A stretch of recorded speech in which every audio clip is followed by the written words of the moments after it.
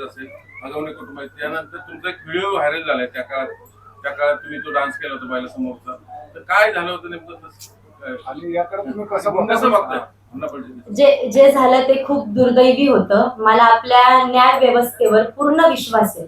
मी तर एकच म्हणाल की ज्याने ही चूक केली, जो आरोपी आहे, म्हणजे अजून तरी आरोपी कळला नाहीये.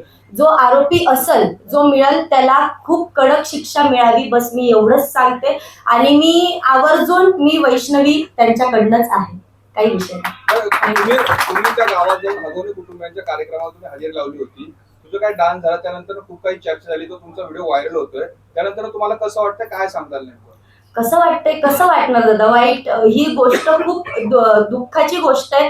आणि असं नाहीये की आम्ही कलाकार आहोत, आम्ही प्रत्येक गावी जाऊन कार्यक्रम करतो, की असं नाहीये की पुढे काय होईल आम्हाला माहित नाही. आणि आम्ही एवढी विचारपूस करणं हे आमचं काम नाहीये. आम्ही कलाकार सादर करतो, मी लावणी सादर करते, डान्स सादर करते, आमचे बरेच कलाकार आहेत, पूर्ण टीम आहे. आणि जी मॅनेजमेंट माझी टीम आहे ते कार्यक्रम बघतात. म्हणून याचा म्हणजे मला ह्या गोष्टीचं काही माहित नाही, पण मॅनेजमेंट टीम वगैरे हे सगळी गोष्ट, हे सगळे जे कार्यक्रम घेण्याचे काम वगैरे हे सगळी टीमच बघते.